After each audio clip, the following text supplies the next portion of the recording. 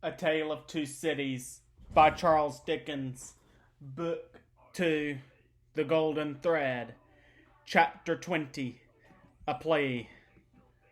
When the newly married pair came home, the first person who appeared to offer his congratulations was Sidney Carton.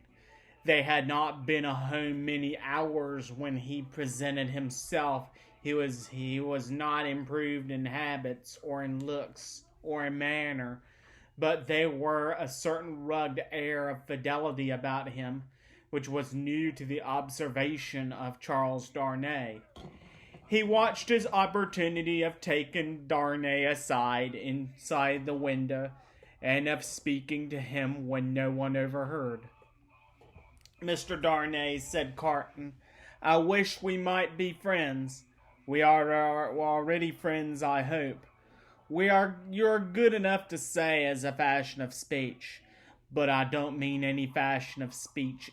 Indeed, when I say I wish we might be friends, I scarcely mean quite that either."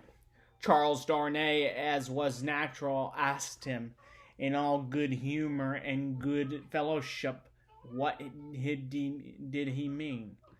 "Upon my life," said Carton, smiling, "I find that easier to comprehend in my own mind than to convey to yours. However, let me try. You remember a certain famous occasion when I was more drunk than usual? I remember a certain famous occasion when you forced me to confess that you had been drinking. I remember it too. The curse of those occasions is heavy upon me, for I always remember them. I hope it may be taken into account one day, when all days are at the end of an end for me. Don't be alarmed. I am not going to preach. I am not at all alarmed. Earnestness in you is anything but alarming to me." "Ah," said Carton, with a careless wave of his hand, as if he waved that away. "On the drunken occasion in question, one of the large number, as you know, I was insufferable about liking you and not liking you. I wish you would forget it.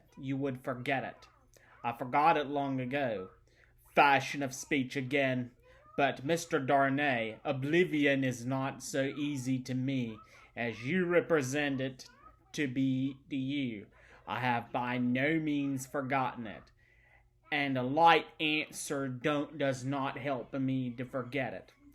"If it was a light answer," returned Darnay, "I beg your forgiveness for it. I had no other object than to turn a slight thing, which to my surprise seems to trouble you too much, aside. I declare to you on the faith of a gentleman that I have long dismissed it from my mind. Good heaven, what was there to dismiss? Have I had nothing more important to remember in a great service you rendered me that day?" "As to the great service," said Carton, "I am bound to avow to you, when you speak of it in that way, that it was mere professional claptrap. I don't know that I cared what became of you, what I rendered it. Mind, I say when I rendered it. I am speaking of the past." "You make light of the obligation," returned Darnay, "but I will not quarrel with your light answer. Genuine truth, Mr. Darnay, trust me. I have gone aside from my purpose. I am speaking about our being friends. Now you know me. You know I am incapable of all the higher and better flights of men. If you doubt it, ask Stryver, and he'll tell you so. I prefer to form my own opinion without the aid of his. Well, at any rate, you know me as a dissolute dog, who has never done any good, and never will. I don't care that you never will, but I do, and you must take my word from it. Well, If you could endure to have such a worthless fella, and the fellow of such indifferent reputation, coming and going at odd times, I should ask that I might be permitted to come and go as a privileged person here, that I might be regarded as an useless, but I would add, if it were not for the resemblance I detected because you and me, an unornamental piece of furniture, tolerated for its old service, and taken no notice of. I doubt if I should abuse the permission. It is 100 to 1 if I should avail myself of it 4 times in the year. It should satisfy me, I dare say, to know that I have it. Will you try? That is another way of saying that I am placed on the footing I have indicated. I thank you, Darnay. I may use that freedom with your name. I think so, Carton, by this time. They shook hands upon it, and Sidney turned away. Within a minute afterwards, he was, to all outward appearance, and unsubstantial as ever. When he was gone, and in the course of an evening passed with Miss Pross, the doctor, and Mr. Lorry, Charles Darnay made some mention of this conversation in general terms, and spoke with Sidney Carton as a problem of carelessness and recklessness. He spoke of him in short, not bitterly or meaning to bear hard upon him, but as anybody might who saw him as he showed himself.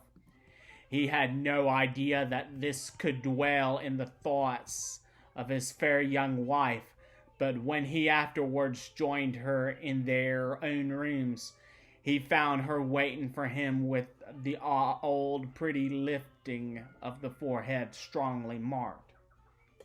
"We are thoughtful tonight," said Darnay, drawing his arm about her. "Yes, dearest Charles," with her hands on his breast, and the inquiring and attentive expression fixed upon him. "We are rather thoughtful tonight, for we have something in our mind tonight." "What is it, my Lucy?" "Will you promise not to press one question on me? If I beg you not to ask it, will I promise? What will I not promise to my love? What indeed?" With his hand putting aside the golden hair from the cheek, and his other hand against the heart that beat for him.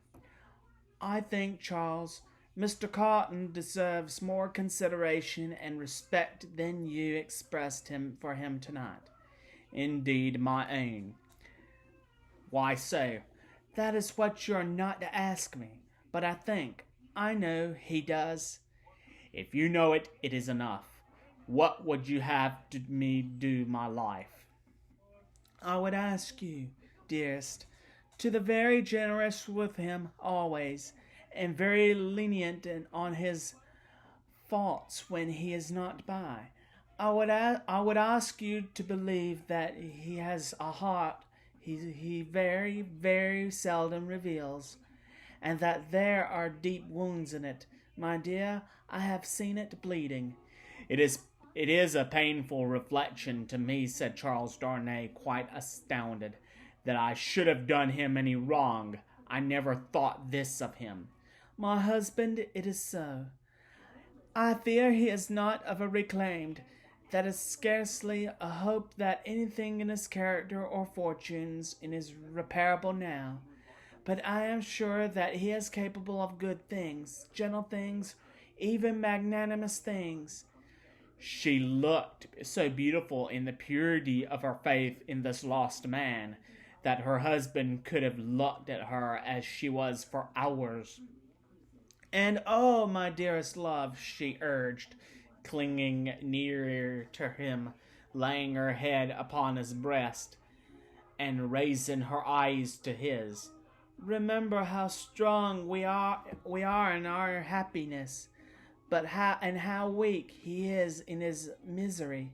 The supplication touched him home. "I will always remember it, dear heart. I will remember it as long as I live. He bent over the golden head and put the rosy lips on to his and folded her in his arms. If one forlorn wanderer then pacing the dark streets could have heard her innocent disclosure and could have seen the drops of pity kissed away by her husband from the soft blue eyes so loving of that husband, he might have cried to the night, and the words would not have parted from his lips for the first time. God bless her for her sweet compassion.